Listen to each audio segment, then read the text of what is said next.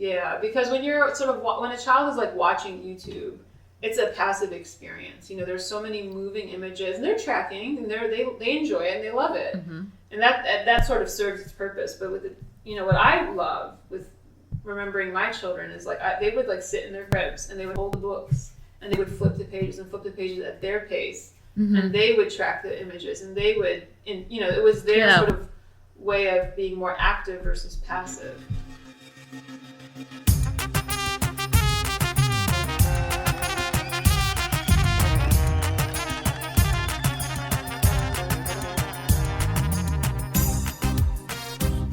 Welcome to this week's episode of the Assyrian Podcast, everyone. It is so good to be with you again. This is Ninorta, and today's guest is a supermom of 3 boys that saw a need for children's sturdy board books within the Assyrian community. Julia Sorisho Rodgers worked tirelessly to write Farm Animals, Khaywatit Khakla, and also My Assyrian Language Alphabet, Atwatit Lishani Al-Turaya. Julia used a familiar poetic style found in popular English alphabet books that allows for children to broaden their Assyrian and English vocabulary. Julia's own illustrations feature recognizable animals, everyday objects, and memorable images that reflect the Assyrian heritage. Both of these books were written in Assyrian, English, and an easy-to-read transliteration. In this episode, you'll hear how Julia came up with the idea to write these books, and also why she no longer produces them. We hope that this episode will inspire new ideas for teaching the Assyrian language to our children. Support for this week's episode of the Assyrian Podcast is brought to you by Tony Kalagarakos and the injury lawyers of Illinois and New York. If you know anyone that's been in a serious accident, please reach out to Tony Kalagarakos. Tony has been recognized as a top 40 lawyer and a rising star by Super Lawyers publication, and has obtained multiple multi-million-dollar awards. Tony can be reached at injuryrights.com or at 847-982-9516. Support is also brought to you by John Oshana. John is a real estate professional in Arizona and California. Whether you're thinking about buying or selling real estate in Arizona or California, put John's proven track record to work. John's focus is residential, multi-units, and commercial properties. Check John out on Facebook.com/John Oshana Realtor or Instagram at john.oshana. Contact him today at 209-968-9519. And now, here is Julia.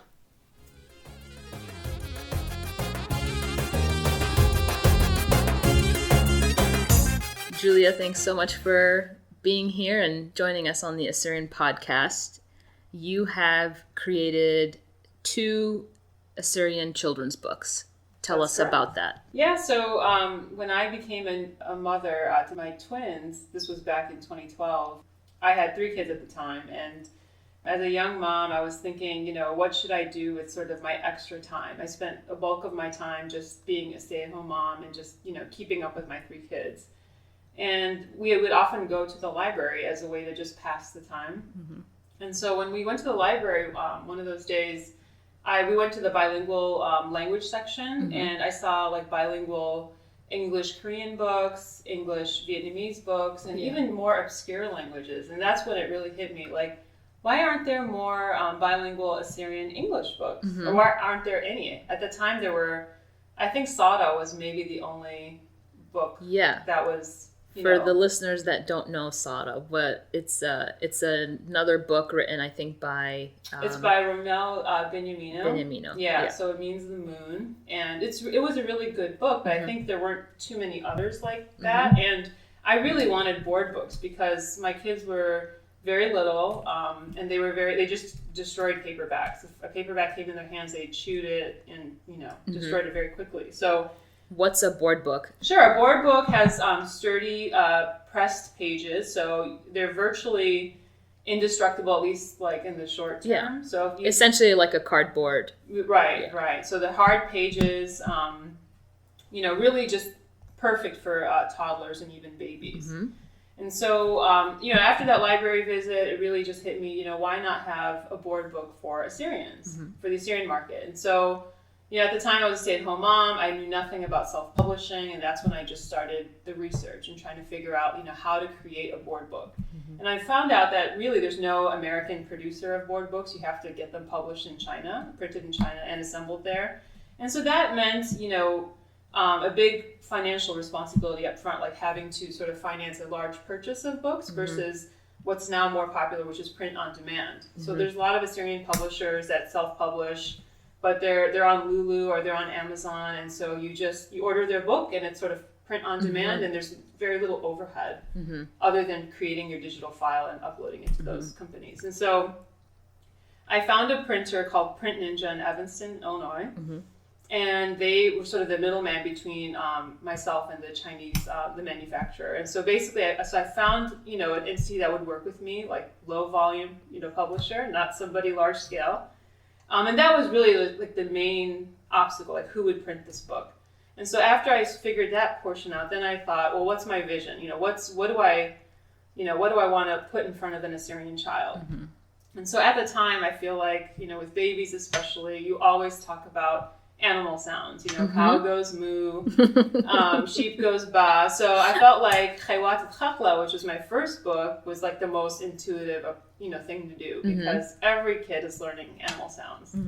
And then I found out that Assyrian animal sounds are a little bit different than English animal sounds. Give us an example, because I want to know how an Assyrian cow goes moo versus an English cow. Well, a rooster says cock-a-doodle-doo, but in Assyrian, I have it as qi-qi-qi-qi. And I just can't believe I did that on a Assyrian podcast, but I did. So, and a dog goes bark, bark in English, but Assyrian it's ho-ho. So, ho-ho. Yeah, that's very true, yeah. So Khaywatat Khakla is a farm animals book, and my goal was not to just do a picture of a farm animal and the word right beneath it. Because certainly a lot of board books for babies are written in a very simple way, like large image, one word, and that's it. I wanted there to be a little bit more of a value added, part of the book. So I wanted it to be sort of like this book that we loved, my kids loved, which was called A is for Apple, and it was. It would go like this. It was like A is for apple, that I like to bite. B is for bear, who I cuddle at night. So I was trying to make it somewhat rhythmic. Yeah. Actually, you know what? That was more for the alphabet book. I followed a rhythm for the alphabet book. Even for Khaywatat Khakla, I tried to make it a little bit rhythmic, a little bit incorporating a rhyme scheme. Yeah, like for rooster, it says, I'm a rooster, see my red crest. Every morning I cry, and awaken the folks at home. Right. But in suited, it's a little bit more rhythmic. So the rhyme is not perfect. Yeah, let's do it. So in Assyrian, Ana iwan qaruya, غزي, كربلتي سمقتها, كل سبرة كي سرخن, قيقي, وكي مرشن ناشد بيتا. Yeah, exactly. Very nice. That's exactly, so there's a little bit of a rhythm to it, and I think having a rhyme scheme makes the text more memorable. Yeah. But some of the feedback I received for Khaywatat Khakla was, largely positive feedback. But then some of my friends said, look, Julia, this is a little too hard to read. The words are hard. Well, I mean, I was going to comment on this later on, but so you have the text written in English, like the rooster page where I said I'm a rooster, so that's in English, and then you have in Assyrian writing Ana iwan qaruya, and then underneath that you have it in phonetic Ana iwan qaruya, like spelled out ANA iwan IWIN.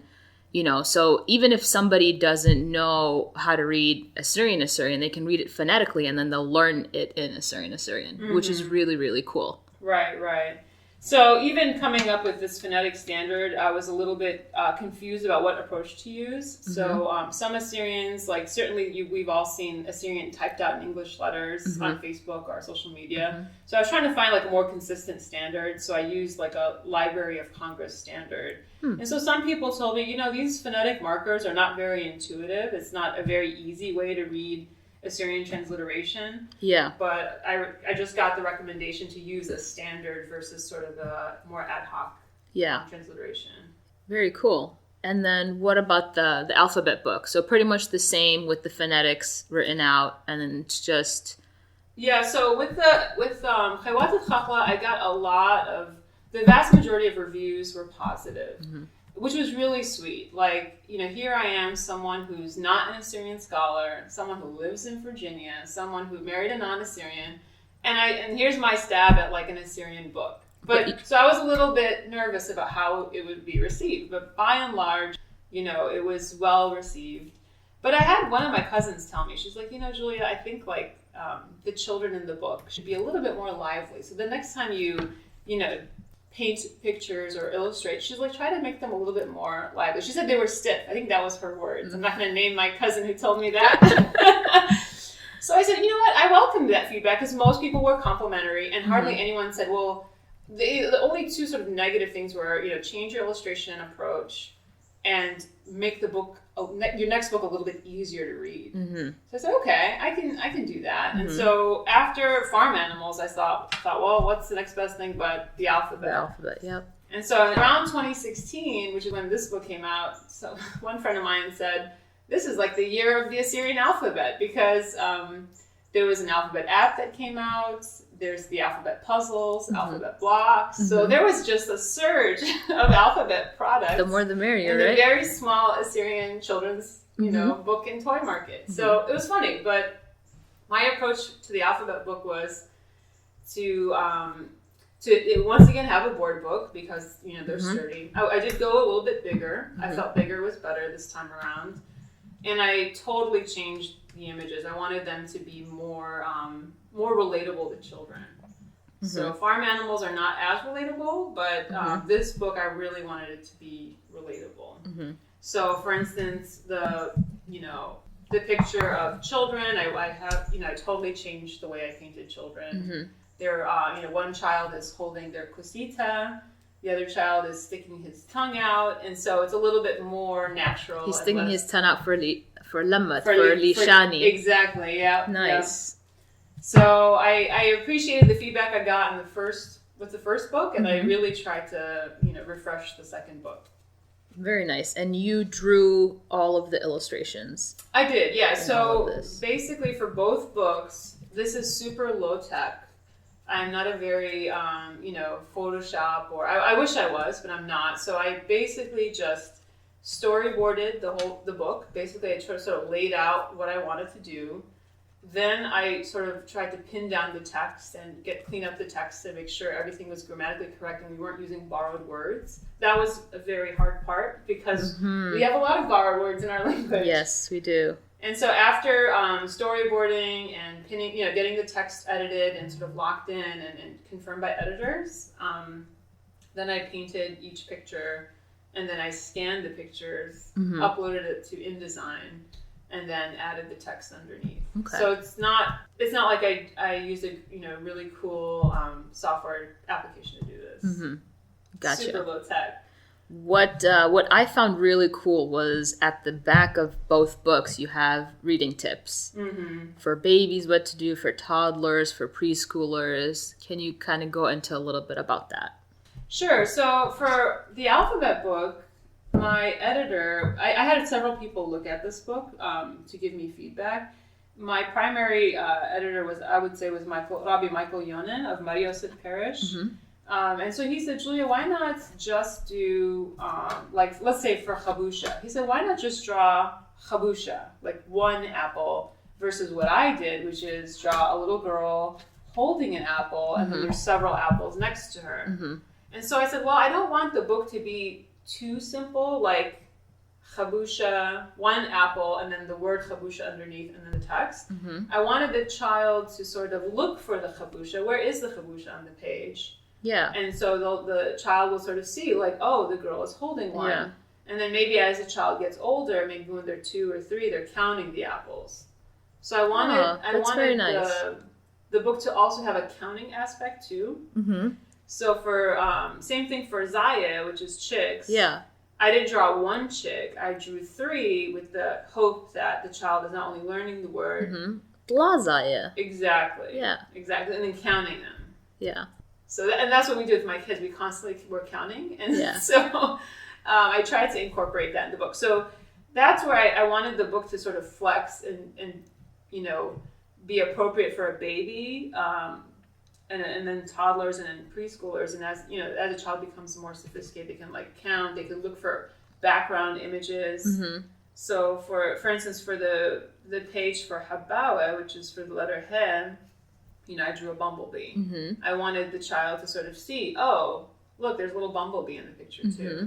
So Devashem. Yeah. So a lot of thought yeah. went into the details of creating these books. And really, the challenge for Atwatat Lishan Al Soraya was, yes, I made the book bigger, but I was trying to not crowd the book with text. Mm-hmm. And that becomes challenging. I didn't want it to be text heavy. I wanted the pictures to pop.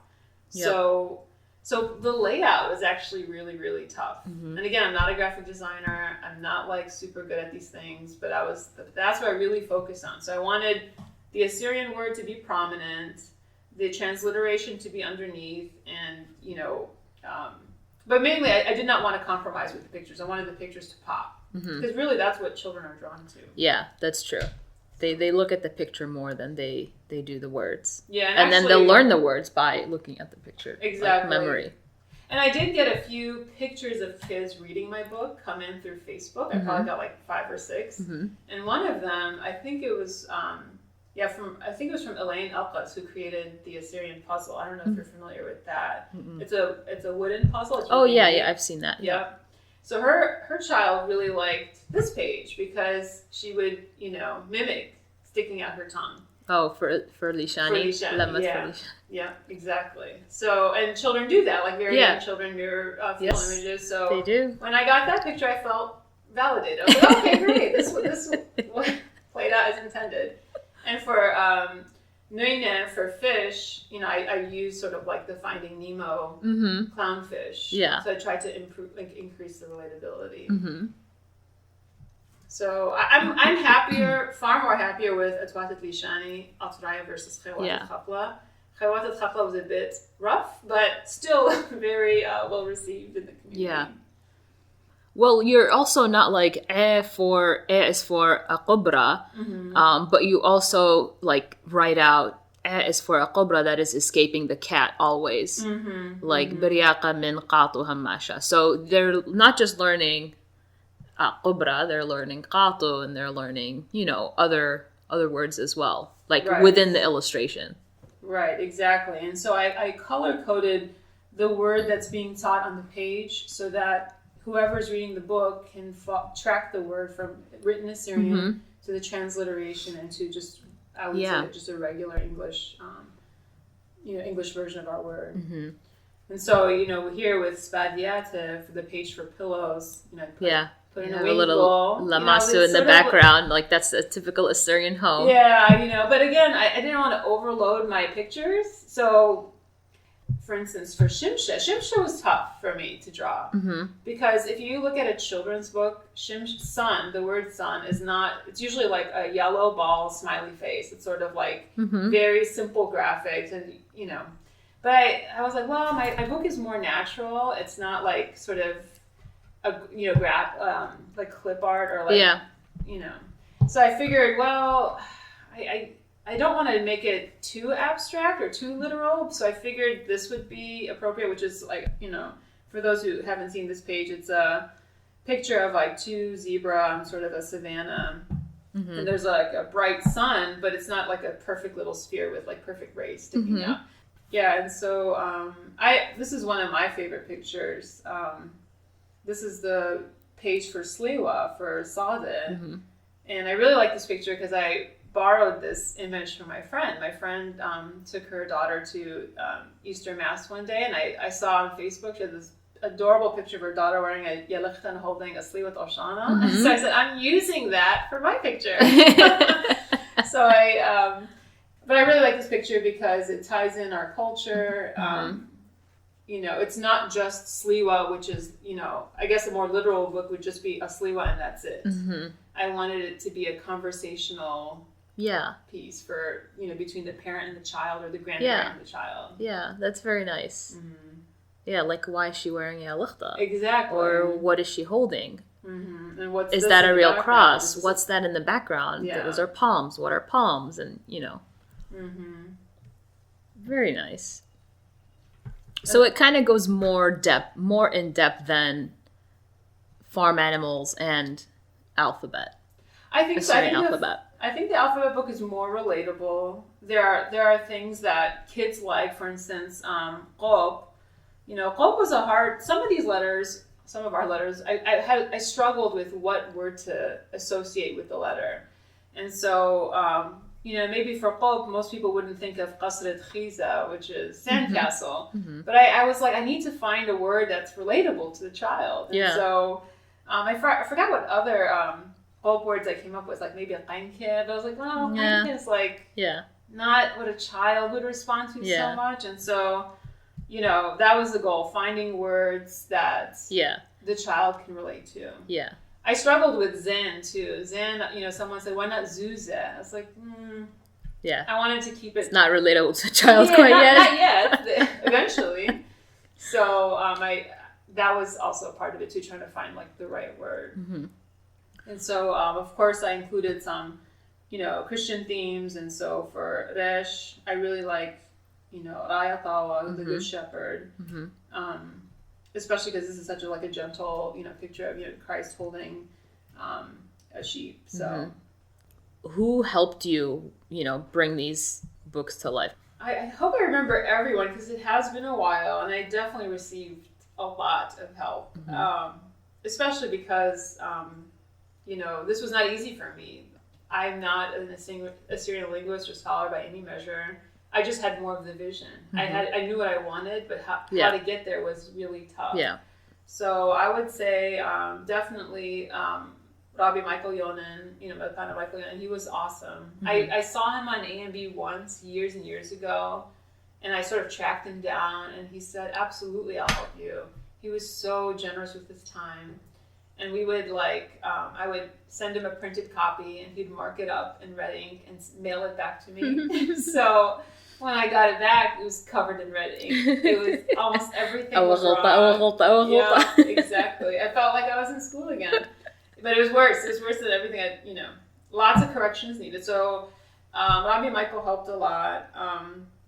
Dr. Eden Nabi, of course, through the Nabi Fry Assyrian Fund for Culture, she provided funding for both projects, both books.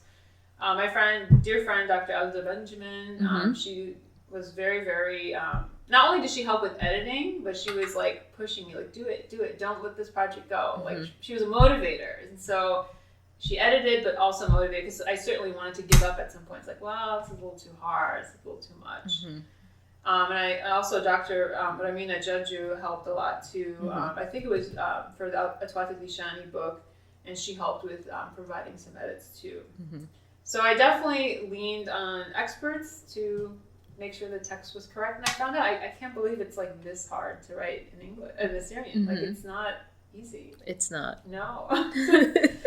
So I would say, those individuals, as well as my friends, my friends who are new moms. I'd show drafts to them and say, hey, what do you guys like and what don't you like? So I definitely lean on them. Got some feedback from them. And my parents as well. My dad was a teacher in Iraq, and so he helped as well. He helped me with some tips and words to use, words not to use. Nice. If somebody wanted to purchase these books, where would they be able to do so? Well, so I was distributing on Amazon, and I did that through an LLC. I set up an Assyrian Books LLC. But then over time, especially since I transitioned from being a stay-at-home mom to working full-time, I had to sort of confront the decision: am I going to keep my business open or close it? So I ended up closing my business just because there were certain administrative and financial things to keep up with that I just really lacked the time to do. So I had an initial inventory that I personally sold out of. So I'm no longer on Amazon. I've my page is still up there, but you can't buy a book there anymore. And so there are a handful of Assyrian churches that I sold to over the years that may still have copies, but I haven't followed up to see if they still do. So I believe AUAF in Chicago and Lincolnwood may still have copies of Atwat Dishani Al Soraya, but I'm not entirely sure. As well as Marandreus in Chicago, Mats Mariam in Los Angeles, and then Mariosep in San Jose. Okay. So I sold to those churches, but I'm not sure if what the remaining inventory is. Okay. So if somebody wanted to get these books, they would have to go to one of either the AUAF in Chicago or one of these churches that you just mentioned. So you're no longer doing this project. I'm not, and part of the problem was it became a time issue, and then the question of keeping up with a business as a sole proprietor of an LLC, which isn't a heavy lift, but it became a little too difficult for me to keep up with. And so I think the more scalable model for creating Assyrian children's books is creating like a nonprofit or, maybe an Assyrian organization should take that up, could take that on. Where they have, a team, to include like linguists and graphic designers and, maybe illustrators or whatnot. So I think a team-based approach is better than maybe what I did. Yeah. And so that's why I ended up closing the business. Okay. Which I feel sad about. It is sad, but I think because we're having this conversation right now, maybe somebody that's listening is going to say, "Hey, this is a pretty neat idea. I want to start this up, or I want to pick it up, or I'll contact Julia and see maybe we can she can brainstorm some ideas with me," or whatever it is. And that's the most important thing, that we keep these things going, even though this is, we have these books, these 2 books right now, but maybe somebody will have another idea, and implement something else for a children's book. So, that's a very good point. I have had people reach out to me and say, "Hey, I'm working on," and I won't say who, but like they have stuff in the works, in the pipeline, and they want to release their book. So I absolutely am like, sure, I will share my tips, who I went to as a printer, the editors I worked with. I'm absolutely willing to share, my experience so that someone may, improve on my process or, make things better. But I definitely hope that this inspires other people to find a more scalable way to create and sell children's books. Yeah. With creating board books, they are a bit expensive. And one of the things I thought about is, what is the price point for an Assyrian children's book? And, some people are like, I'm not going to pay $20 for a kid's book. And then some people are like, well, why not? It's sturdy. You can probably pass it on to other family members. It's going to last. Yeah.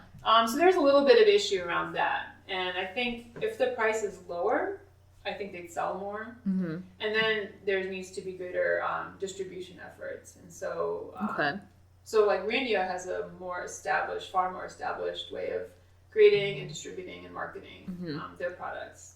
Yeah. I mean, I don't know how much children's books typically cost. They're not $20.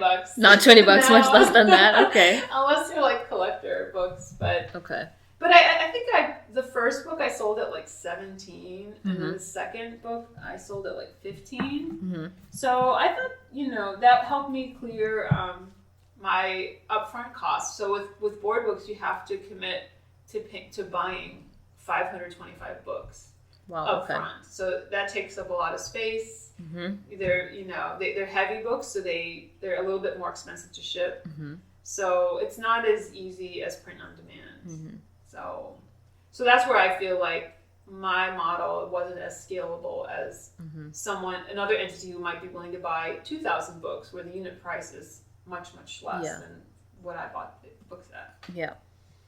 Do you see yourself creating something different in the future with educating young Assyrians? So I would love to.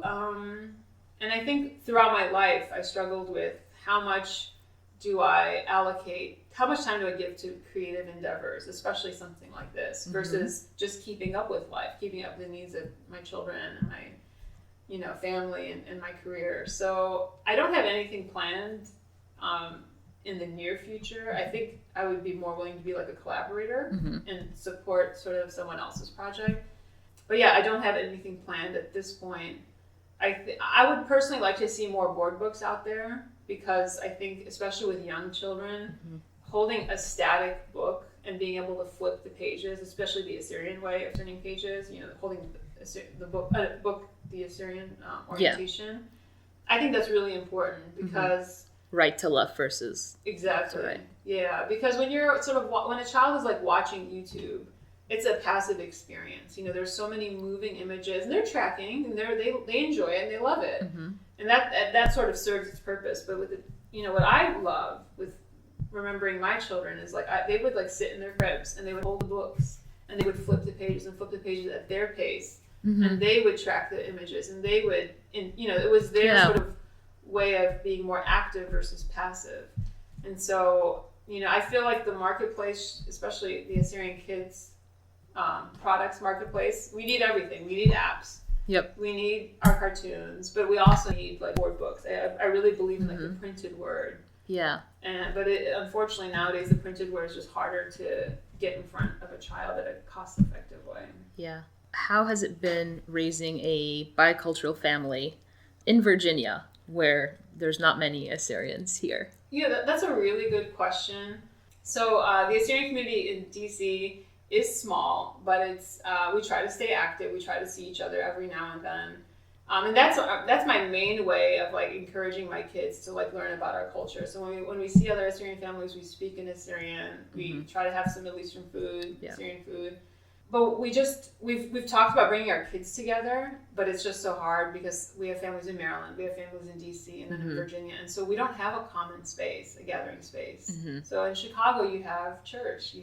Church is your gathering space, and also Chattapootah and all those, Mutwa and all those places. You have alternate sort of gathering places, but we don't have that sort of central location that we can bring our kids and just teach them or do things like that. So that's the challenge. But I am trying to teach my kids about the Assyrian culture, both the civilization and sort of what's going on now, the hardships that we're facing now as a people. I want them to be connected to that and have sort of sympathy and empathy for especially the difficulties we've recently experienced. I want them to have an affection for the language. So we do watch YouTube videos, especially the funny Assyrian ones. They really love those. So I try to pass on Assyrian culture in some ways, but I know I could do a better job if I just focus on it more. So. I think you're doing a great job, especially with these books. Thank you. And I've had people buy my book from Iowa. And I've always thought, who's buying my book in Iowa? But I think that there are people who are, reconnecting to their Assyrian background. Maybe they're half Assyrian or whatnot, and they're sort of excited about these products. So I was really, really happy to see sort of my book go in places I didn't expect the book to go. That's awesome. What's one thing that you want to say to our listeners? And we have listeners all over the world. One thing to say, wow. It could be more than one thing, but sure. Most important thing. Well, first, I'm glad to hear that Assyrian Podcast has worldwide listeners. I think that's wonderful. I want to make more time listening to it, and I hope people spend the time going through all the different stories and just hearing about all the different Assyrian people that make up our vibrant community. I think it's an incredible resource to have.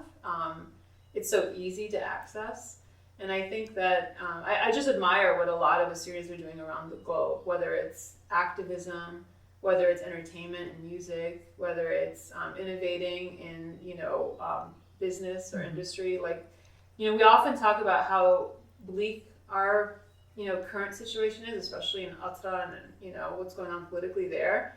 But besides that, which of course is very sad, there are some really positive and wonderful things happening in our community too. We have a lot of very educated and successful Assyrians, and many do give back. Many do support the Assyrian Aid Society and our NGOs. So while we have sort of this sad part of our current state of affairs, there are so many wonderful things happening across the globe that our community is, working hard every day to, educate Assyrians, create Assyrian music, Assyrian art. It's a vibrant time for us at this time.